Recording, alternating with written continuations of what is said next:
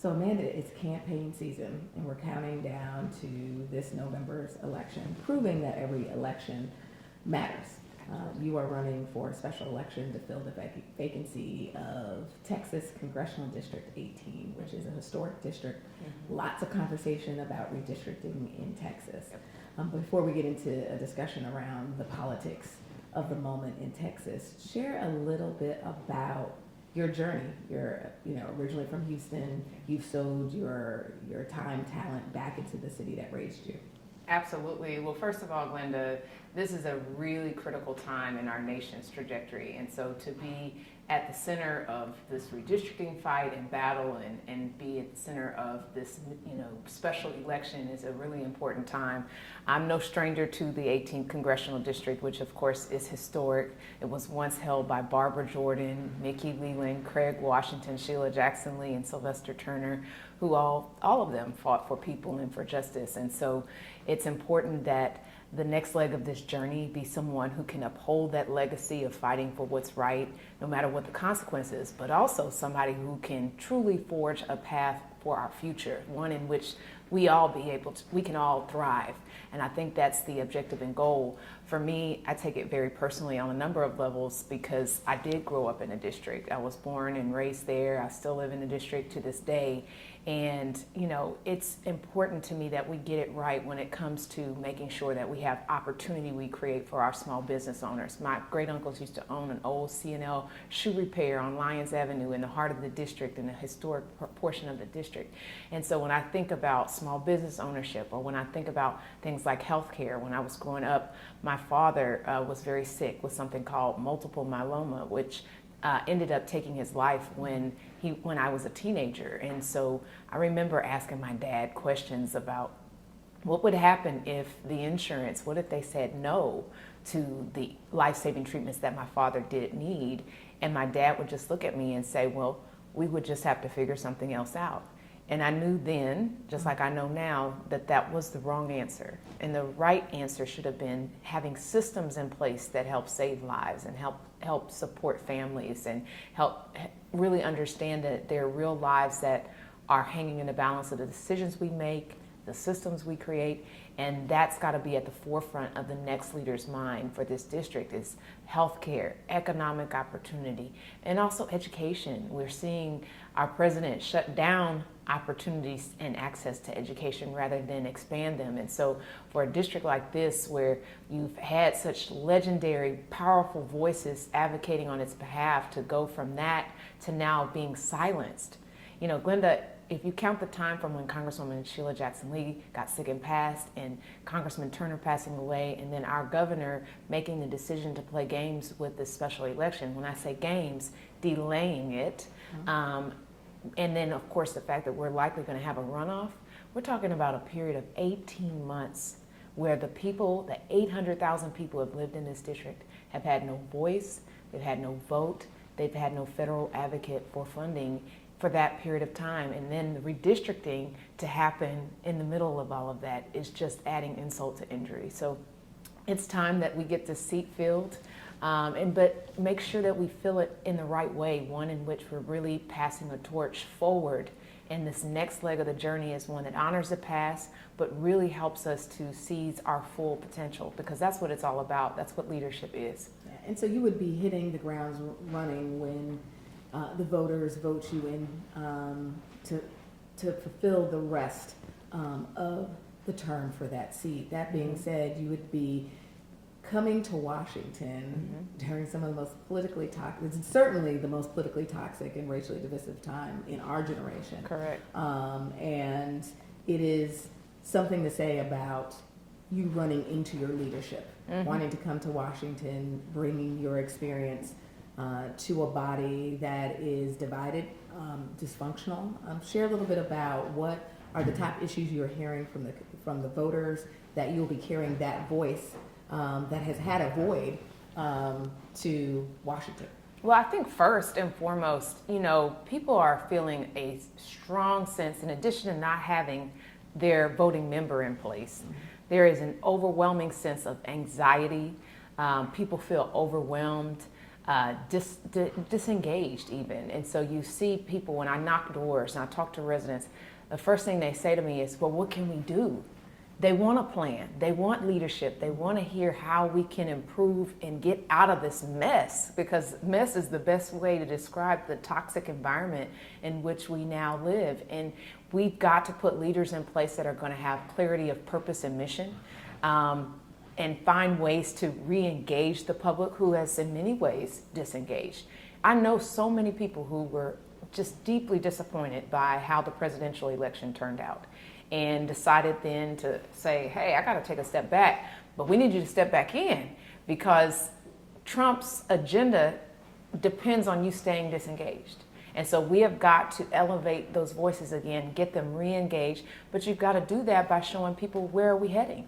And so when it comes to me talking about those meat and potatoes issues, healthcare access, education, economic opportunities, be specific. In what ways will my life change as a result of what you're talking about? We've got to re-engage people so that they know it will make a difference.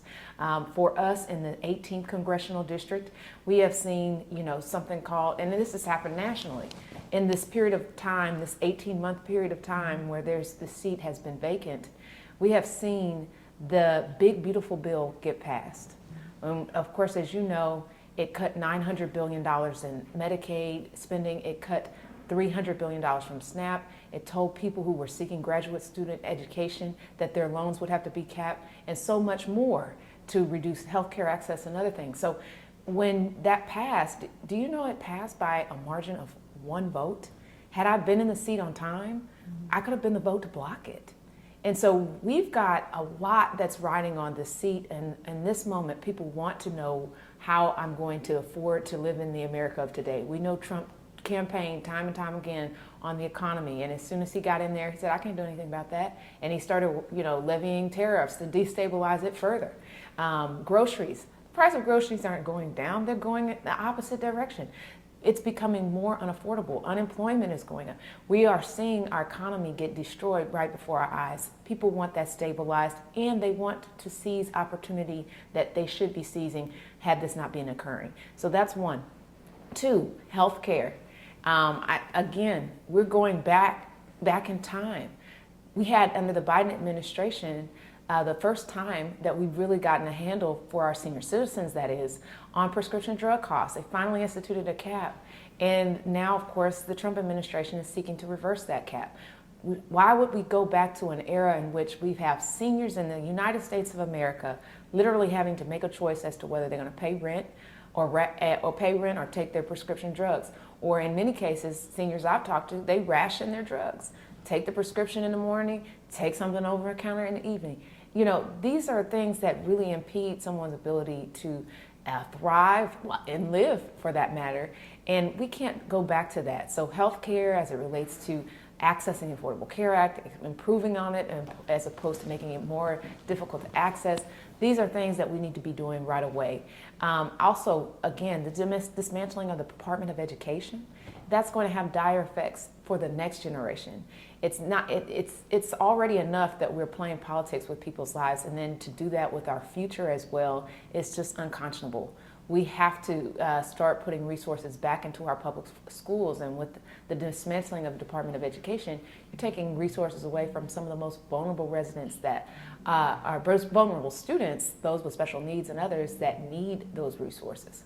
So that is something that we need to fight back against, and what I've been hearing from residents. Yeah, and in addition to the intersection of creating economically thriving, educated, and healthy, safe communities, right? Our voters are intersectional in the way they think about sending representatives that can carry the complexity of our lives. Texas was one of the first states that really in this administration started rolling back our voting rights by dismantling and gerrymandering districts and redistricting from the state legislative level. Can you share a little bit? People have been following, but really you are a Harvard educated lawyer who has been a champion on voting rights, and particularly when you look at the historic 18th Congressional District and the work that we've done around the Voting Rights Act. Share a little bit about redistricting and kind of what it means and why having someone like you, your background is an important voice as you fight on the federal level to protect our voting rights. Thank you for raising that question, Glenda. The 18th Congressional District really is ground zero for this redistricting fight that we have happening across America. When the Department of Justice wrote a letter to the state of Texas, it said that the 18th, the 9th, the 29th, and the 33rd, all within Texas, were racially gerrymandered, and therefore it necessitated us having this mid-decade redistricting. Despite the fact that we just had one based off of the census, they required us to do that, and so, or not required, the state decided to do that. And so our governor and the president manufactured this plan to basically dilute the voting strength of Black and brown voters in Texas. And so they went in, took those maps, chopped and diced them, and in our case, you know, we were on the chopping block and had no voting member. And so I went up and down to Austin several times to testify. Interestingly enough, out of the 4 opportunities the public had to testify on these maps, there was only one hearing in which the maps were actually made available. So there was no intention to have true buy-in, true engagement, true public discourse on how to best move forward with the maps. The goal was to pass the maps as they were presented, and that's how they pushed this through. They rammed it through. As you know, there was a quorum break to slow that process down, but eventually did pass it. It is now in litigation. NAACP has sued. In addition, LULAC has sued. We're hopeful that there could be some mandate from the court to say, hey guys, these newly drawn maps are racially gerrymandered, and therefore you need to have a temporary set of maps and times for this midterm election. Did Donald Trump intend for them to pick up 5 additional Republican seats? Absolutely he did. Did he also intend for us to dilute the voting strength of Black and brown voters? Absolutely he did. And both of those things can be true and are true. And as a result of that, we've got a good footing to stand on in court. So we're hopeful. It's a 50-50 shot. We don't know what the court will say, but it's possible that we could get these maps that were recently drawn, redrawn. And that's the hope at this point. But at this time, it's now in the courts, and it's also now all over the nation, because he did pick up these 5 additional seats from a political perspective. Now we've got to see states like California and others go through their processes to see what can be done to counteract what has been done in Texas. This happened in Texas in terms of redistricting. There are other battles that happens in Texas. So goes Texas, so goes the rest of the nation when it came to taking away women's reproductive health rights, when it comes to issues like voting rights, when it comes to a number of critical issues that really just undergird our democracy. And they'll use Texas as a testing ground and see if they can get it passed here, and then emulate that and dismantle other things in the rest of the country. So I'm hopeful that we can see other states counterbalance that. I'm hopeful that the courts can intervene here in a way that helps to support democracy rather than to destroy it, as our president and my governor are seeking to do. Yeah.